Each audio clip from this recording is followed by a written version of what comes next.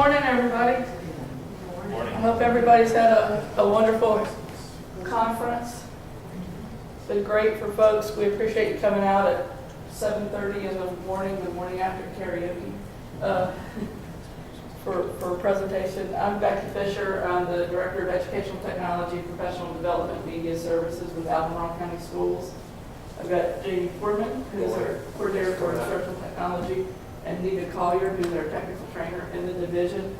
We're the division that surrounds the city of Charlottesville in central Virginia. We've got about 740 square miles and 26 schools and 13,000 kids. So we're the 10th largest student population in Virginia. And we're going to share with you today a project that we kicked off last October or so, an internal grant process that we kicked off. And each of us is going to take a different part in the presentation, walking through what we did. And we're happy. I mean, you guys are, it's a small enough group, you guys can interrupt us anytime. If we use any Albemarle lingo or buzzwords or say something or put out a context that you don't quite understand, please stop us and let us know. So I don't know if the term interdisciplinary in the description got anybody interested here, but I'll just explain what we meant by interdisciplinary in there. Our central office team working on this project was made up of folks from our facilities department, folks from our strategic planning department, folks from instruction, and folks from our Department of Accountability, Research, and Technology. The teams at the school also, because while we had one big central team, we also had 26 teams at the schools. In many cases, they ranged multiple grade levels or multiple departments depending on the school type. So they were also interdisciplinary, but you won't leave here with integrated math and science units or something like that to take back, which I think some folks may have thought we were going to do something about interdisciplinary instruction today. I've got stuff up on the Edmodo site. That's basically what we don't have a slide stack. We'll be going through the Edmodo site. All of our resources that we have are there, including our official and our unofficial website. But I just want to start with the why we did this. So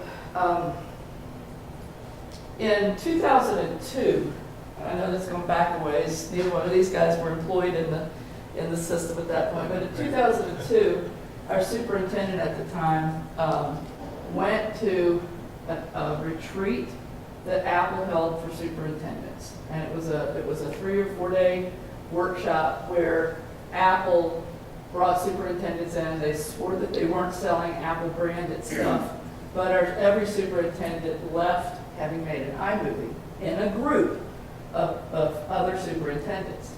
And our superintendent comes back from that retreat and says, I want every kid in Albemarle to make an iMovie. We said, well, Kevin, not every kid in Albemarle has Apple technology because we've been cross-platform for years. And he said, well, I don't care what we call it, but I want them to make an iMovie. I said, well, you branded it when you called it iMovie. But what he really, so we talked a bit, and what he was really getting into is he wanted every kid in Albemarle to work on project-based learning facilitated by technology. Stuff they couldn't do without technology. So what we started doing at that point, it was 2004, and if you were in a Virginia educator in that was 2002.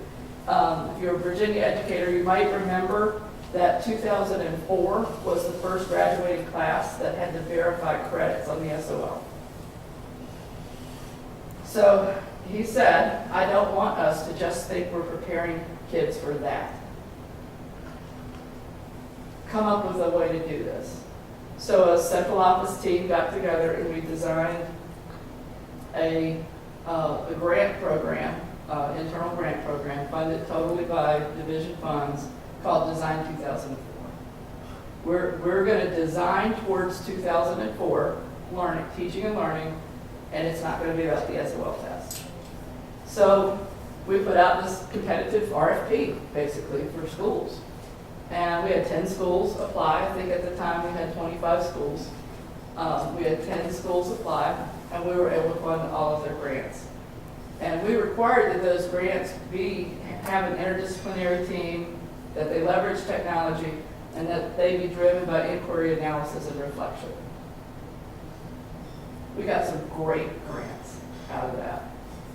And one of the things we started doing is we started looking for patterns across those grants. Now this was 2002. So one of the patterns across those grants is that every teacher that was on the project team at the school wanted a laptop, needed a laptop. And they wrote beautiful arguments for how having a teacher have a laptop assigned to them, a computer that's with them 24/7, can change what they do with kids. They also asked for an LCD projector in every learning space. And they also asked for computer carts, not computer labs.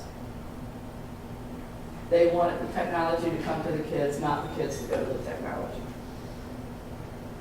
So those were 3 common things across all 10 grants. And we thought, what are they telling us? What are our teachers telling us about what our technology distribution should be? So at that point, we started reorganizing some funding and some project planning to go towards those 3 things across all of our classrooms. And we funded the grants and got some wonderful examples and stories to tell out of those. Well, 2004, Bill, when did you come to the district? 2 years. This is my second year. This is your second year, right? You probably had no idea we did design No. 2004, did you?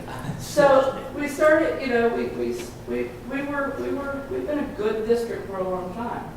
But as Jim Collins says, good's the enemy of great. So how do we become even better? How do we stop saying, yeah, we do that, to, wow, what can we do better?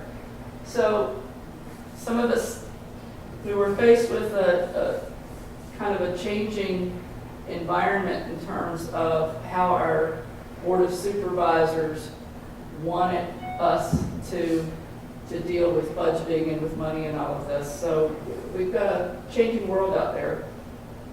So we really felt like we had to pull something together that was measurable and that was going to grab attention and that was going to be good for kids, to take a look at using some of our end of the year carryover money, that sort of thing. So we were kicking around ideas about what to do something similar to Design 2004 in 2012.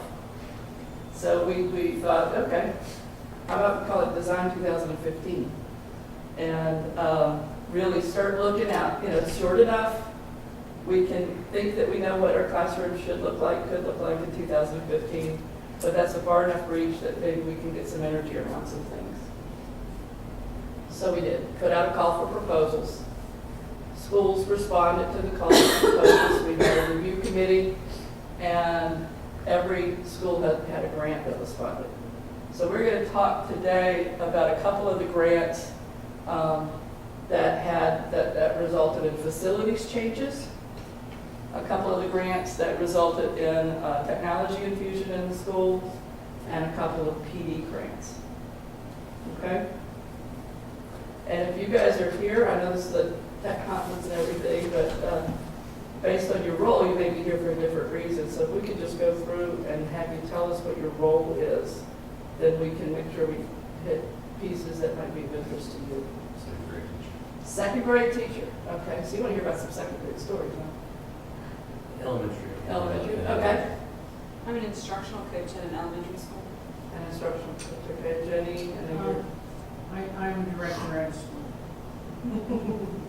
ITRT. ITC at ITC at an elementary school, and then... Math teacher at middle school. Yeah. And Ben Spector is our CIO. Hi. So, I'm going to do the petting zoo next, so they don't have to listen to me all morning. Sure. So Nita's going to talk a little bit about the technologies that schools could request as part of this and our process for making sure that they made informed decisions and go on from there. So I have some examples up here. We had technology petting zoos before, thank you. We had technology petting zoos. We hosted 5 of them, I think, 6 of them throughout the division by, sort of by feeder pattern. So it was all over the place. And we put together QR codes on this little flyer, and they could walk through the petting zoo and scan the QR code and learn more about the devices. I also had devices at those petting zoos that they could play with. We were there for about 2 hours. You know, they could ask us questions. It was a very informal sort of presentation, and our team was there, and there was principals that showed up, teachers came, kids came. We had students evaluating technologies and, you know, making decisions, helping us make decisions on what they wanted in their schools, which ended up to be, we have a tool bucket project right now at our elementary school, one of our elementary schools. They got in each classroom, in each 4th and 5th grade classroom, they got 3 iPods, 6 Lenovo laptops with Windows 8 on them, and 6 iPads in each classroom. And so they have a tool bucket sort of suite of technologies that they can use. Within all of that, we did lots and lots of PD. You know, we had lots and lots and lots of meetings about how this stuff works and what's next, and correlated instructional goals to the technologies. We also have one-to-one projects going on in 3 of our middle schools. Our Walton Middle School is one-to-one 6 to 8. Every kid has a Lenovo Windows 8 laptop. We have a one-to-one project at 2 other middle schools that are 1 grade level. So one's in 6th grade, one's in 7th grade as well. We have the international portal at one of our elementary schools. So this is a conferencing solution where people can connect with us through an IP address, and we can video and conference with people from all across the world. We also have another tool bucket sort of scenario at another school division. They have almost everything that's on this list. They have Droid devices, iPads, Chromebooks, Lenovo's, everything that's really here, and all over the school. They put the tablets in that lower elementary classrooms, and the more laptop-ish devices in the upper elementary classrooms. And then we have lots of just classrooms that have, they got some iPads. Our foreign language department at one of our high schools got about 50 iPads to share between the classrooms. So lots and lots of technology went infused, and those decisions were made way prior to purchasing. So you'll see on this flyer we had the zoos in February and March, and so the purchasing actually did not get done until June-ish. So, And one of the things that's important to note about this is that our team was constantly asking a set of questions around what do you want to accomplish with kids. So folks came saying, I want an iPad. And we need a class set of iPads. And our line of questioning was around what is it that you want kids to be able to do that they can't already do with what you have. And in some cases, those teams ended up ordering Android tablets because what they realized is they wanted a touch interface. It was capable of running Google Apps and other kinds of apps, and that they could put some other kind of canned apps on. But, you know, we try to get away from the branding. In some cases, schools realized, you know, if we make this, you know, platform shift, we can get more of them. So there was a little bit of that going on through all of this. Here you go, Jane, text support. So there was a lot of that going on. You know, and we've had folks that have said, we made the wrong decision. You know, we shouldn't have gotten Chromebooks. We shouldn't have done this, we shouldn't have done that. And we're trying to figure out a way to get back to them and see what, you know, is it a training issue? Is it a configuration issue? Or really was it, you know, a fixed mindset issue? And we need to see what we can do to make sure that the work that they had intended is enabled. And how can we do that? So, you know, we've got some opportunities to do that. One of the things that I have heard this year, again, at VSTE, is IT departments not allowing. And, you know, as I look around the room, a lot of you folks you're in schools, some of you are at the district level, and, you know, when we talk about IT departments allowing or not allowing, you know, is it about instructional technology, or is it about information technology, or is it about finding that sweet spot where you can manage all of your network resources properly and meet the needs of kids? So you know, Vince is our Chief Information Officer, former teacher. I'm our director, former teacher. And we always go from the kids out. And is this suite of stuff harder for our tech folks to support than if we had, you know, a single image on a single platform, Division I? Absolutely. Are we supporting them and expecting them to meet that challenge? Absolutely. So one of the things that we have to look at is, you know, it's about the kids. It's not about the ease of management and all of this.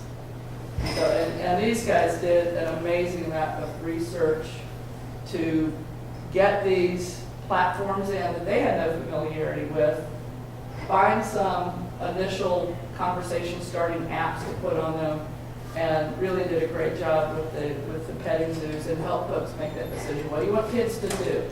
Okay, well, here are the 3 devices that will help your kids do that. And here are the, you know, and we went from what we wanted the kids to do. Yeah. So what's up here now is a sort of survey that we created after they visited the petting zoos, and they gave us feedback, and we collect that feedback and help them make the decision of what they really wanted and what met their instructional goal. So, do we want Questions about the stuff? petting zoo and the menu of choices? You did it all schools. What's that? You did the petting zoos at all schools. No, we did not. It's 6 different petting zoos. Yeah, So they were sorted by feeder pattern, Okay. similar to, you know, where. So, yeah. Yeah. So we did the first one at Jewett. We had a principals meeting that was there in the afternoon that day. So we did the petting zoo in conjunction with that, so we could guarantee all of our principals had an opportunity to go to it. So we actually took some time out of one of their regularly scheduled meetings to do that. Another piece to mention too is a big part of Design 2015 is thinking about learning spaces. So we targeted schools where there were recently renovations in the media center. So you kind of see technology being used in the context of the learning space that was really more, you know, conducive to learning for students. Yeah, so all of these schools, we had rethought through the space of the library, and it was a place we wanted people to travel through to talk about the space as well. So, yeah. So, yeah, the list, I mean, these don't probably mean a whole lot to you, but they're, you know, they go down, and some of these elementary schools are in the northern part of the county, some are in the western part of the county, some are in the southern part of the county. So we had them in different places throughout the county. So everybody had the opportunity to come to one, if they chose to. After we did those 6, we had specific requests by design team that schools that they wanted to come look at it again. So we'd go out and we made a lot of trips with the petting zoo before the decisions were finally made. And even after, just So teachers could start becoming familiar with what they chose even. And we had teachers contact us and say, can we have the Lenovo's for a week with our kids? And we let them have them for a week with their kids, you know? And, you know, can we have the Droid devices? We don't know what a Droid device is. We don't know what it does. How do you get apps on it? You know, that kind of thing. And so we let the kids check these out. We let them, you know, take them for days at a time and use them. And when we talk about LET, I mean, we go pretty far with the LET in Albemarle, for example, and in our one-to-ones, the kids are the local administrators of their machines. So we go really far with what it means to LET. Yeah. So if you're not allowed to do something in Albemarle, it's kind of pretty much way out there. So, you know, I think that's an important thing, that part of what my team does as an ed tech team, our images, our computer images start with the ed tech team and end with the ed tech team. So we sort of draft what we want on an image for a student computer, how we want it to behave, what apps we want on it, how we want it set up. Then we kick it off to more technical teams that actually build the image and do the software assurance QAs and all of that great stuff, make sure we're not screwing anything up. And then when they think they're done with it, it comes back to us.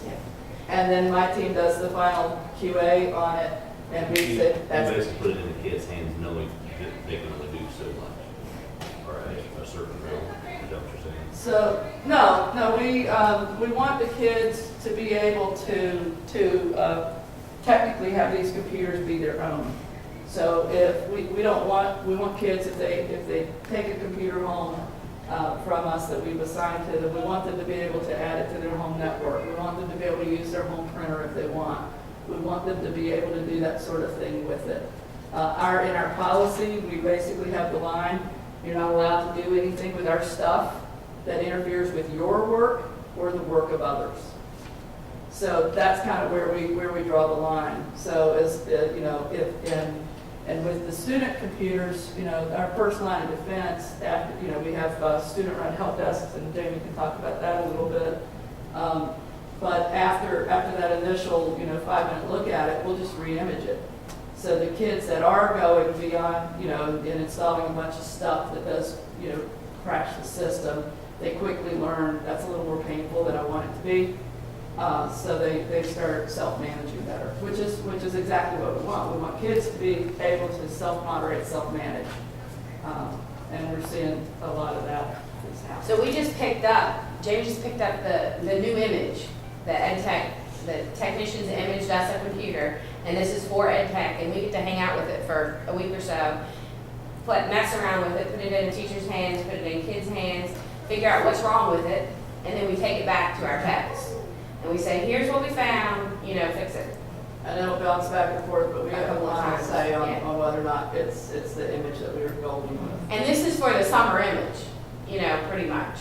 And so we're doing it now, you know, and making those decisions. Joe, you got a question? Figuring out. Staff. How many, Staff. which part of our staff? Both. Ed Tech, you're looking at it. This is the Ed Tech team. And in terms of our service desk, who are the folks that build the image, we've got 2 service desk engineers and a kind of a manager of that group. And then from our client services specialists, who are the boots on the ground, actually break, fix, and deploy the images, we've got, what, 16? So 16 folks across 26 schools there. So One of the things that I always hear from our tech department is that we don't have the folks to service this, so we stick to one thing. You know, one kind of device, it's gotta just be PC, and you know, we're just starting into apples, but I always hear that we just don't have the manpower to service all of these different types of computers and hardware. What's interesting about some of these devices is that they actually lend themselves to being more easily managed by teachers and by students, particularly Chromebooks, if you look at the tablets. So that's kind of one piece you could take back into that discussion with your tech. And I think one of my questions is, what does it mean to service it? I mean, a lot of this stuff, if it doesn't power on and we've charged it, and we know it's started, we're going to mail it back anyway. The secretary can mail back the package. You know, so what does it mean to service it? We have in our multiple deployments of iOS devices, Apple handheld devices and whatnot. We always will push the management of that, which is the support, how do I get new apps on it? That's always negotiated based on the purpose of that machine going into that school. So we've got classroom teachers that are also cart managers for iPod carts or iPad carts that sit in their room or maybe even don't sit in their room. In some schools, it's the librarian. So we really do, and in some schools, it's that individual classroom teacher has 5 iPads assigned to his or her classroom. Why should they have to call downtown and wait for somebody to come 3 weeks later to install an app on it? So we push, so kind of one of our mantras in Albemarle is push as much of the decision-making as close to the learning as possible. And in some cases, that decision-making brings a lot of work with it too. But when you look at a teacher and say, look, you can do it this way, or a tech team, sit down with the school tech team and say, we can do it this way, we can do it this way, we can do it this way. Here are the pros and the cons, choose your own adventure. And then Nita is the one that will sit down with that teacher. Okay, I'm managing all the 3rd grade iPads. And all of the 3rd grade team, we've got a process for getting apps on those iPads. We know how we're going to do this. Now, technically, I need to know how to do it. Nita will work with the CSS, the client services specialist in that school, to make sure that teacher has the training. And she stays in the loop too, because lots of times you'll have somebody that goes out on maternity leave or somebody isn't at school for a while, and we're able to pick up that and help the school recover from something You like also that. use Coursera, right? Kaseya, yeah, we use Kaseya, but For the Macs and the PCs, yeah, we yeah, don't not have our for mobile devices connected to What the is set. that? What do you use it for your MDM? mobile device management. Nothing? We're really not at this I point. mean, we're using Configurator a little Yeah. bit. Yeah, We're using Configurator a little bit. it just made it friendly with BPP though. So the volume purchasing program with Apple has really rendered some of the management pieces. And then you also have the different kinds of, different levels of management. What does it mean to have a device managed? If you look at Droid devices, the Google Play Store, at least with the Nexus 7s, really acts like a mobile, management system in and of itself. So hopefully they'll make that available for the other devices soon, the other tablets that they put forward. And again, we don't do a whole lot of management. No, and, I mean, the kids and the teachers make the decisions on what they want, not us. and I will tell you that, and I thought They that, manage those So devices. the service on, or you're not with the iPad, you're, our district, student signs in, student signs in, it doesn't know what device. You're open on your iPad, correct? And Yes. that's your voice. the droids that are They're signed open, in. well, I mean, they sign into the Google Play Yes, sir. Store to get apps. Okay, but you don't require a sign on to the system. No. It depends on which ones. Some do. Some actually use they use the multi-user interface available in Android tablets. And for that, they'll log in or Google domain, which is federated with their AD. So they log in through those, and then they have that access. So it depends on the learning environment, how they're set up the computer to play. Your, internet, filtering, Mhm. sending it home with them. We do not filter on the devices that we send home with the kids. And that's made explicit in the sign-off that parents have.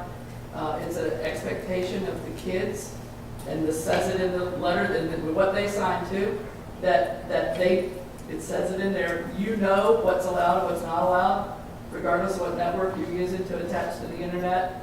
This is a school device.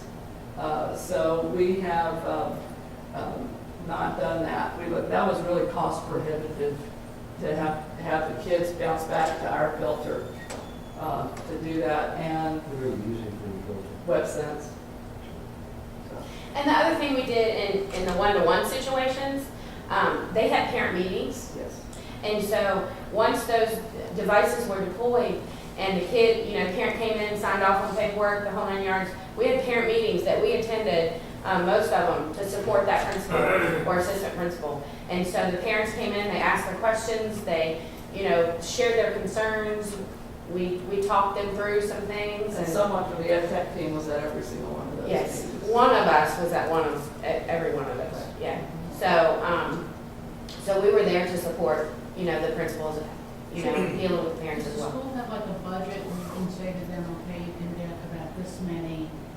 That's up to the school. apps or whatever? So the soft stuff that's involved in all of this is school funding. So unless a school wrote into their grant, you know, that we need these 3 geometry apps or whatever, we don't have an app budget for every school. What we have done though is, one of the roles that I play in the district is textbook adoption.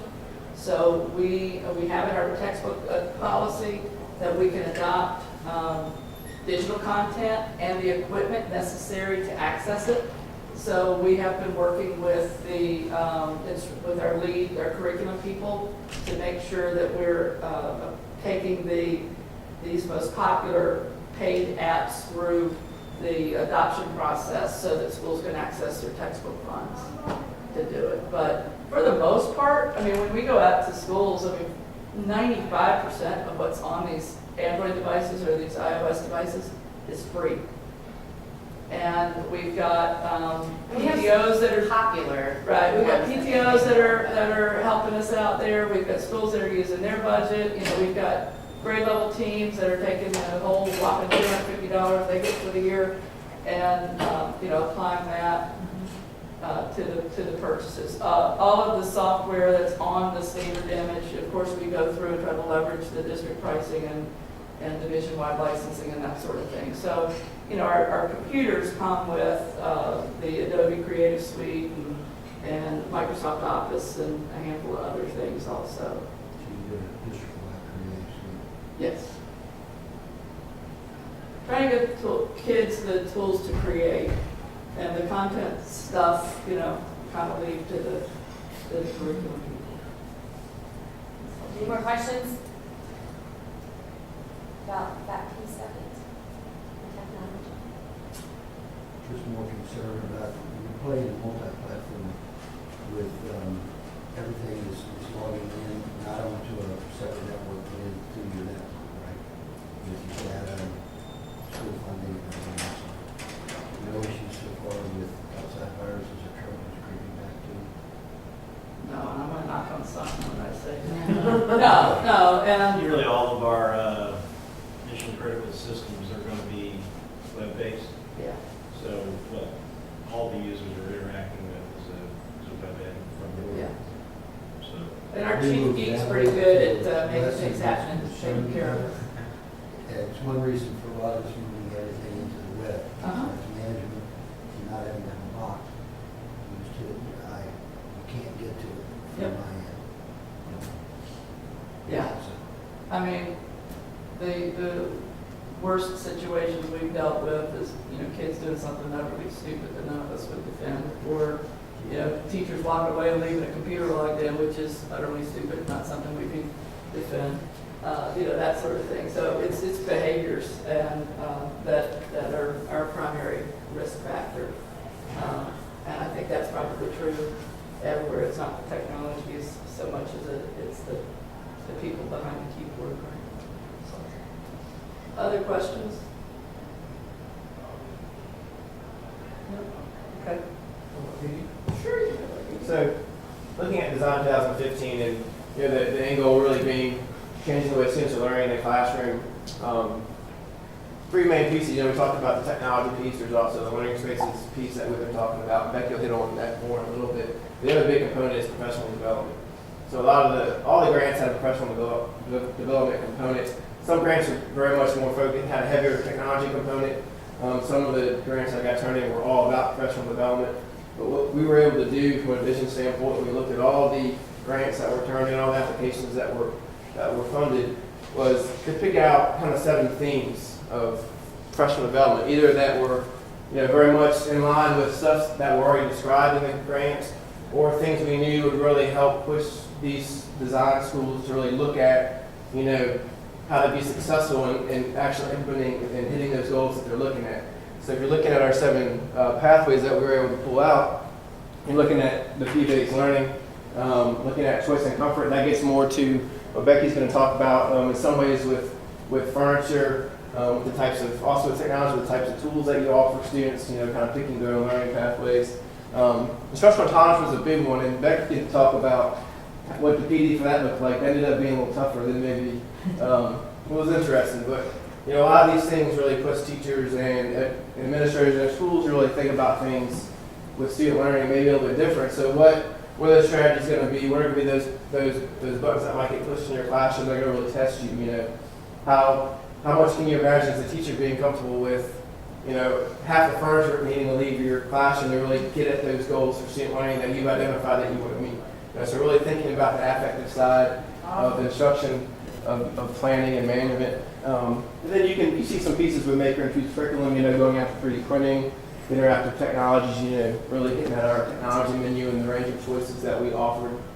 And then connectivity, you know, who are students learning from? Who are they reaching out to? Who are they communicating with? You know, how much is learning really extending beyond the walls of the school and the boundaries of the school division? So that was a big piece with connectivity. So what we did in the spring was, and one thing that we always, and it kind of gets back to what Becky was talking about with pushing learning as close to the learner as possible.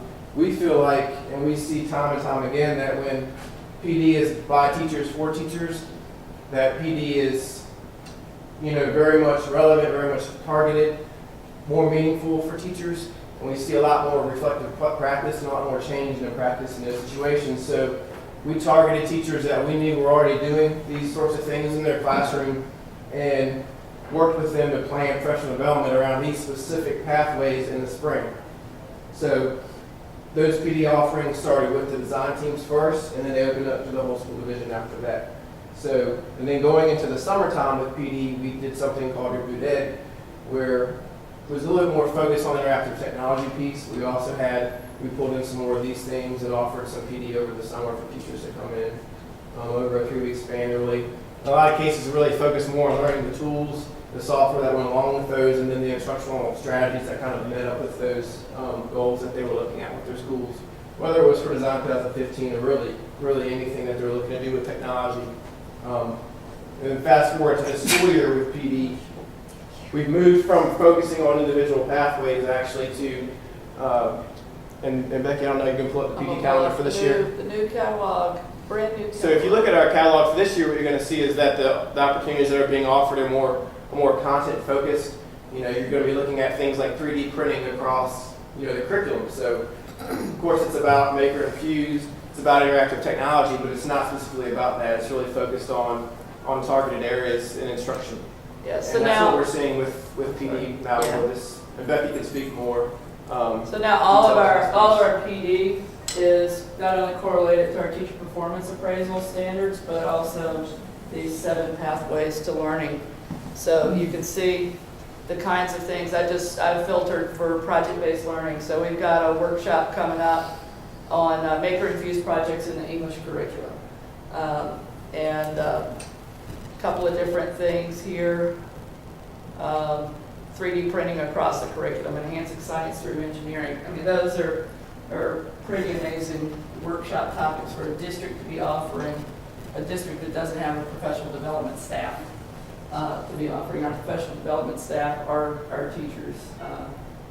And we're teaching a couple of things, and our instructional coaches are teaching a couple of things, but it's by and large teachers. So, you know, I think.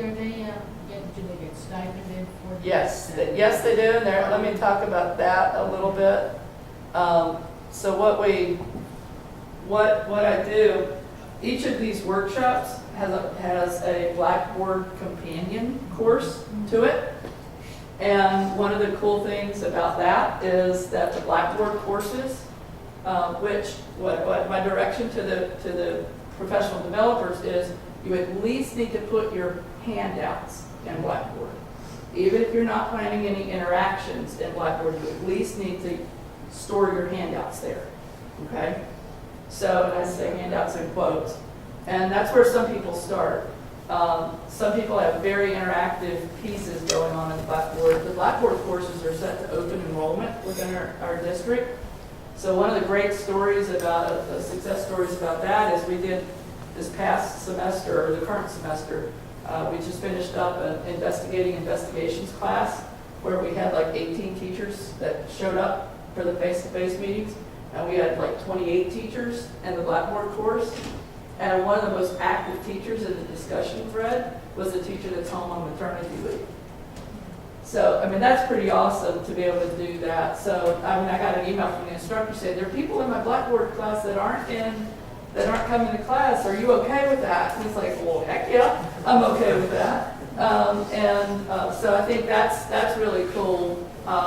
Pushing that idea out there that not everybody's going to want to come to that class, or not everybody can come to that class. So I think the class had 4 or 5 classroom meetings, face-to-face meetings, and then the rest of it was done on the Blackboard platform. So that's pretty cool. So we do pay them for developing the course, and then we pay them for their engagement time. So the state talks about, it's mostly 1 point per hour, but the state recertification paths are extremely flexible if you look at them the right way. There are only 2, there are 8 paths, and there are only 2 that we really don't have flexibility with. I can't award university credit for a teacher coming to these workshops unless I work through Curry and pay $50 million per teacher. And I can't give you credit for writing a book, because then that description about what you get credit for when you write a book, it's got to be a publisher, it's not a juried article and all of that. But even if as far as you read the piece about publishing an article, if your school division has a school division blog and a teacher writes a blog post for that, your division can award that teacher for recertification points.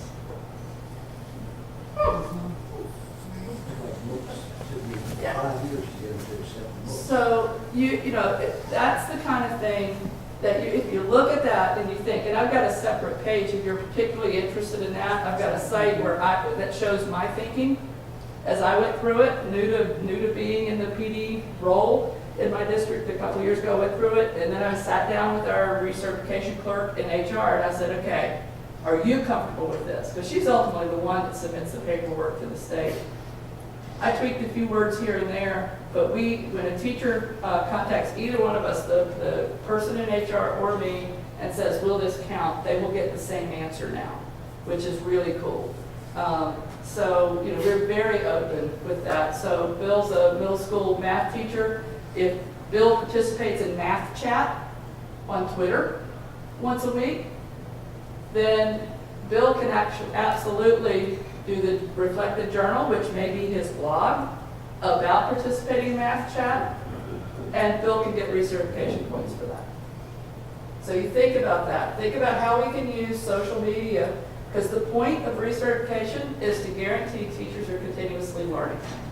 It is not to have teachers jumping through the kinds of hoops that we don't want them to have kids jumping through.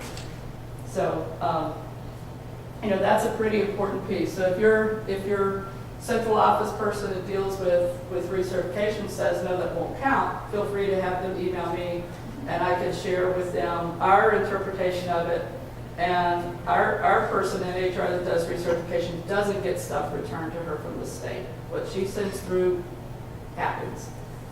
She's really good. She knows the rules and regs, and we've worked on figuring that out. So anyway, so this is what our PD catalog looks like. We've got 61, 62 workshops coming up this spring, taught by our teachers, primarily for our teachers, which is really, really a cool piece. Any other questions about the PD or the petting zoo at this point? I do have one question. Yes. That's a okay. great question. We're starting to investigate learning management systems in our school division, and of course Blackboard is intended. Are you learning to? And I know people have changed from Blackboard. Lots of talk about changing and doing other things. Are you remaining with Blackboard or staying? At this stage of the game, we are staying with Blackboard. We don't have a long-term contract with them, though. Some of our platforms we do have long-term contracts with. but we've gotten so much stuff and so many teachers to invest in that. And in terms of the product changes that we would like to see, we're actually seeing those happen. So one of the things that will be rolled into the summer release of Blackboard is a light version of Blackboard Collaborate, which is their video conferencing system, their webinar system. So we're interested in seeing how that goes so that teachers can do synchronous stuff with kids also. So there are a couple of things, but we're constantly revisiting our systems. We have a cycle, and that's one of the things that I work with Vince on that, is to make sure. So we're, for example, getting a new assessment management system. We're rolling that out for next year. Contract was up, we did an evaluation and are changing products. We also don't want to change too many products at once with our teachers. And at this point, we're sticking with Blackboard through at least one more academic year. We'll do an evaluation as to whether or not we need to do an evaluation, and then we'll act on that. What do you do for assessment? What's that? What do you use for- Illuminate.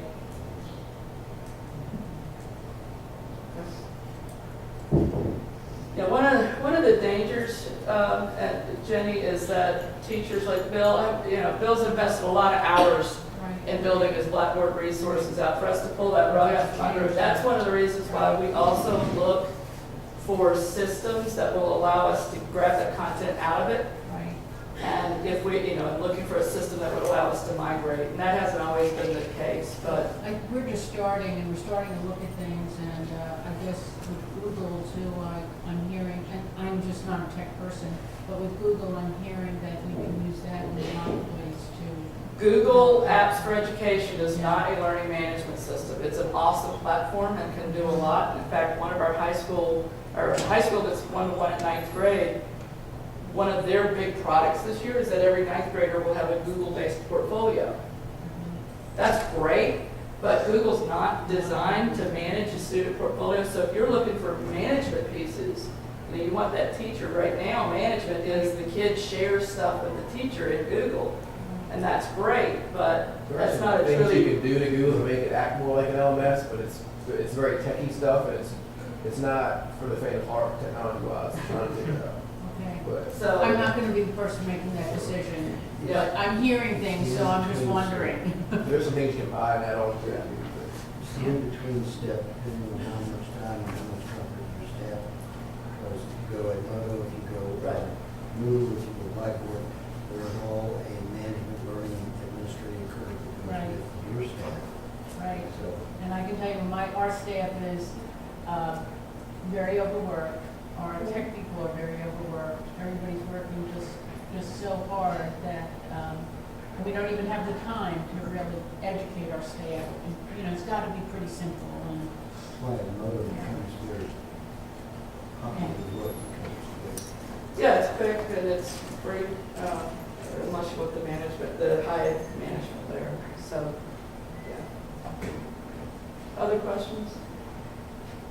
Let me show you some pictures. We've got a poster board up here with some of our projects on it.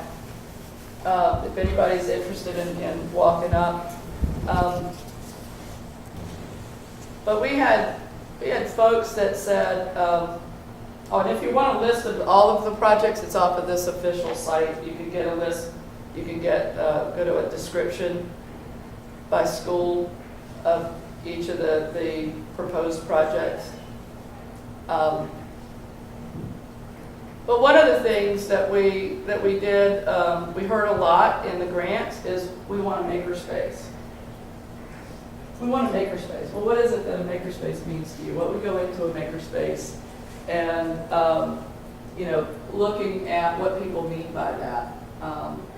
So we did do a couple of projects around making sure that there was a space in the school set up and outfitted with all of the stuff necessary to facilitate maker-based learning with kids. But this is where really looking at that curriculum piece, and looking at the PD was a big deal. So in a couple of our elementary schools this summer that had maker projects going on, we actually partnered with the Maker Corps, group of college kids that have some engineering experience. And they actually came to some of our summer schools at the elementary level and did the engineering kinds of design projects with kids, with the teachers being developed at the same time. It was really pretty cool. So we've seen some of that. So some of the pictures that you see on the left there are from summer school. You can see one of our library spaces, and this is one that's actually up here, the before and after picture. But looking at some of the, what we call choice and comfort furniture around the library and around the school, a lot of open spaces, flexible spaces. These bookshelves here, last year this area was the teaching area in the library, and all of the shelving was over in this area. So this is the other, this is like I'm looking from here. So what we did in this particular library is we got rid of story steps. We opened up the floor area. We've been working with a local craftsman for a couple of years now. We renovated one of our elementary school libraries and got these great short shelves on wheels, double-sided short shelves on wheels. And the librarian spent 3 or 4 months with those and said these would be perfect if. So our facilities director then went out to the local craftsman that had the qualifications to make stuff like that. And he said, hey, could you come back with a prototype of a shelf like this, of a shelving system like this? And we landed on this one gentleman that has his shop is in downtown Charlottesville. We're actually getting these custom-made shelves that he is modifying as we give him feedback. We're getting those from him at about 60% of the price that we got the furniture in that initial renovation. He's coming in below catalog pricing, and he's responding to us and custom making this stuff. So that section, this whole library here, one person can reconfigure that library, open it up completely, or create 6 different areas completely in 5 minutes or less without breaking your back. It's pretty amazing. All of the tables are lightweight, and these things are on casters and can just move perfectly, and they're made locally, which is awesome. And we save the taxpayers money. So we like that. It's a win-win. Yeah, the lead coach that worked with me on libraries, and I actually went to the guy's shop, and he showed us 3 different prototypes that he had put together, and we played around with it. You got those in your school, right? Yep. So, yep. So Bill's school is the second school we did with those. So we got feedback from his librarian to make the next version. So you see some maker stuff going on the left. Outdoor spaces, we've got just about every school in Albemarle has an absolutely gorgeous view, and some of them had really wonderful courtyard areas that were absolutely underutilized for teaching and learning. So and you'll notice that we don't use the language of classrooms as much as we use the language of learning spaces. That's a very intentional shift there. So if a teacher walks through the building and doesn't think about their classroom, but they think about the available learning spaces, we'll see Bill in the amphitheater at his school, which isn't an amphitheater anymore really, as well as in his classroom, as well as out in the hallways, as well as all over the place, really trying to shift that. What learning are you going after, and what available spaces do you have? And we do have some interactions with the fire marshal occasionally over things like that. And it is, you're shaking your head, right? It is one of those things that, when I bring visitors to the schools, we see all these kids out in the hallways doing their science experiments or collecting their math data. I think your kids were out rolling cars the other day or something like that. All over the place. That's awesome. What we're going after is kids that are learning and teachers that are leveraging every resource they have to help that happen. So you can see some of oh, there's the amphitheater that was filled in. So you can see this is Bill's school here. So this was, dropped down into an amphitheater kind of thing. That was filled in to sort of level that a little bit and give more floor space there. There are monitors around the room that are hung not so that people can see stuff when they're sitting in the middle, but so that kids and their pillows around here, kids can go lay on their stomachs and hook up their laptop and have a group of 4 or 5 kids interacting around one of these monitors. And then we added, of course, more electricity. And then also back in around the room, there are different, what we call maker carts with some supplies in them. And there's like whiteboard, like easels, probably like 8 of them. So math can get dry sometimes, as you guys know. So it's nice to have kids like split up into groups and just work on the whiteboard. Yeah. Kind of just listening to the teacher. This time last year, this room, it's a room off of one of our high school libraries. That room was full of about 5,700 VHS tapes. Yeah. So, no, we did not. No, we did not. So one of our mantras also is give as much space back to kids as possible. The role of the school librarian is not to be a book clerk anymore, not to be that I'm going to hold on to everything because who knows when somebody might need it person anymore. So we took that stuff out. Actually, we didn't, but the school librarians, who both retired, by the way,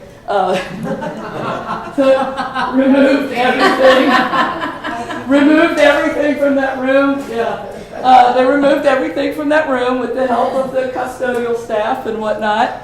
And we've got an interactive writing lab in there now. So it's really a cool space, a space that any kid would love to be in.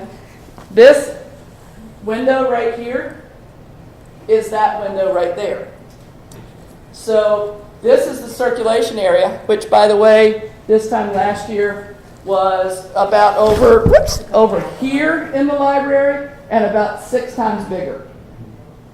That came from another school, right? Yeah, that came. We cut it down and moved it. Actually, no, that's original from them, I think. And pieces and parts were moved around to make other smaller circulation. So we used to have, we have some schools that have what we call fort checkout. Well, you know what? When your checkout area in your school takes up 25% of the available floor space for your kids, there's a problem. It says checking out books. Managing the collection is more important than supporting our learners. So we're changing that around. So the kids in here think they're private. There's the window. There's the window. There's no glass in it, by the way. It's open. So the person, the TA that manages the checkout area is always in earshot of what's going on in that room. So one of our design principles is perceived privacy.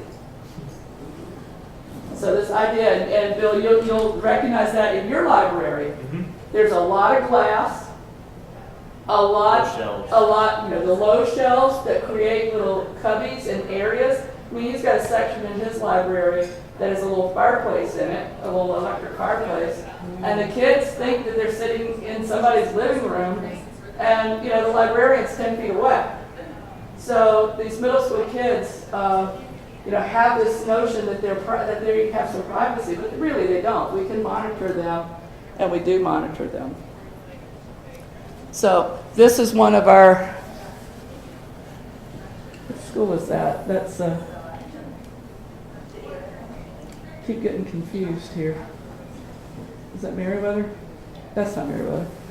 That's Hollymead. This is yeah, Hollymead. that's another piece of Hollymead.